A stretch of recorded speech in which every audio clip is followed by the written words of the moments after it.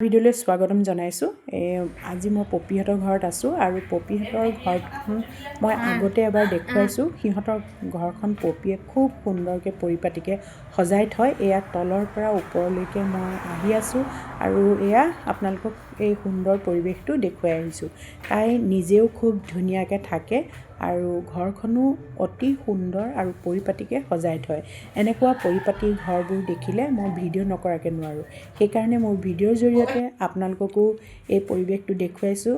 চাওকচোন ইমান ধুনীয়াকৈ প্ৰত্যেকটো বস্তুৱে থয় আৰু প্ৰত্যেকটো বস্তুৱে মানে আপোনাৰ কোনডোখৰত কোনটো বস্তু থ'ব লাগে ধুনীয়াকৈ থৈছে আৰু সোমাই আহিয়ে মনটো কিবা এটা ভাল লাগি যায়। এয়া আপোনালোককো তাৰ পৰিৱেশটো দেখুৱাওঁ। চাওকচোন তাই কিমান ধুনীয়াকৈ তাহাঁতৰ ঘৰখন পৰিপাটিকৈ সজাই থৈছে। প্ৰত্যেকটো সজোৱা বস্তুৱে হওক বা লাইটেই হওক ক'ত কেনেকৈ সজাব লাগে তাই ইমান ধুনীয়াকৈ থয় নহয়। আৰু ড্ৰয়িং ৰুমটোত বহি থাকিলে গধূলি আপোনাৰ মনটো এনেই ভাল লাগি থাকিব। পপীয়ে ঘৰখন সজাই পৰাই ভাল পায়। সেইকাৰণে প্ৰত্যেকবাৰ আহিলে নতুন নতুন আৰু ধুনীয়া ধুনীয়া ডিজাইনত দেখোঁ। এইবাৰ আকৌ গোটেই ছেটটোৱে সলালে। চোফাৰ পৰা আদি কৰি একদম ডাইনিং টেবুলৰ চকীলৈকে। গতিকে এইবাৰ আৰু বেছি ধুনীয়া লাগিছে আৰু বিহু বা পূজা যিকোনো আহিলে তাই আকৌ নতুন এটা লুক দিয়ে। ভাল লাগে দেখি, সেইকাৰণে আপোনালোককো দেখুৱাই ভাল পাওঁ। এইফালে এইখিনি ডাইনিং টেবুলৰ আৰু এনেকৈ সৰু সৰু মম জ্বলাই থয়, মানে বহুত ধুনীয়া লাগে দেখিবলৈ। তাৰপাছত সেই বেচিনটোৰ তলতো একদম ধুনীয়াকৈ ফুলৰ টাব সজাই থয় আৰু এইফালে এইখিনিলৈ আহিলে আৰু বেছি ভাল লাগে। প্ৰত্যেকটো শ্ব'পিছে ধুনীয়া আৰু মৰম লগা আৰু থয়ো একদম ধুনীয়াকৈ।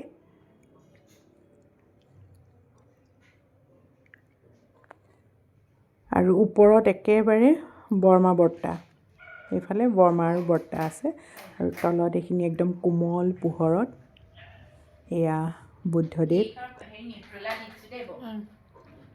বহুত ভাল লাগে, মই কৈছোঁ নহয় কিবা বহুত ভাল লাগে। মানে ইয়াতকৈও চাগে ভাল লগা আৰু কোনোবাই তেনেকুৱা পৰিৱেশ পাইছে, কিন্তু মই পপীহঁতৰ ঘৰলৈ আহিলে যিটো অনুভৱ কৰোঁ সেইটো মোৰ খুব ভাল লাগে।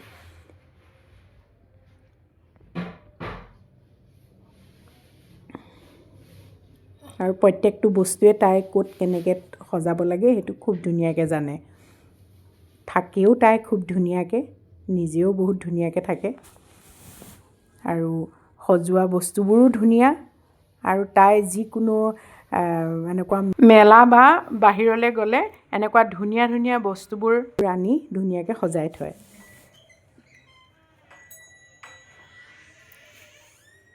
আকৌ এবাৰ দেখুৱাই দিছোঁ গোটেই।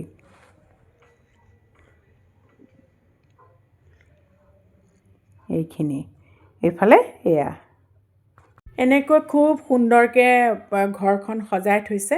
বাকী বেডৰুমবোৰ আছে আৰু বেডৰুমবোৰ দেখুৱাবলৈ বেয়া লাগে, সেইকাৰণে বেডৰুমৰ ভিডিঅ' নকৰোঁ। আপোনালোকক পৰিৱেশটো দেখুৱালোঁ। লগতে তাই খুব ধুনীয়া ৰান্ধে। তাইৰ হাতৰ জুতি যিয়ে লৈছে কোনেও পাহৰিব নোৱাৰে। প্ৰত্যেকটো বস্তুৱে নতুন এটা সোৱাদ দিবলৈ চেষ্টা কৰে। ফুল ভাল পোৱা মানুহজনীয়ে ওপৰে তলে গোটেইখন ফুলেই হৈ আছে। এইখিনি ওপৰৰ চাদৰ ফুল। বৰ্তমান প্ৰায়বোৰ ফুল ফুলি মৰহি গৈছে, ছিজনত ফুলা ফুলবোৰ। আৰু সেই ফুল যেতিয়া ফুলিছিলে তেতিয়া তাই ফটো তোলাই থৈছে। সেইখিনি মই ইয়াৰ পাছত লগাই দিম, ফুলা ফুলখিনি। আৰু এইখিনি এতিয়া আন্ধাৰতে উঠোৱা ফটো। আপোনালোকক পপীহঁতৰ এই পৰিৱেশটো দেখুৱালোঁ। সঁচাকৈ তাইক খুব মৰম লগা। তাইক যিয়ে লগ পাইছে সকলোৱে ক'ব।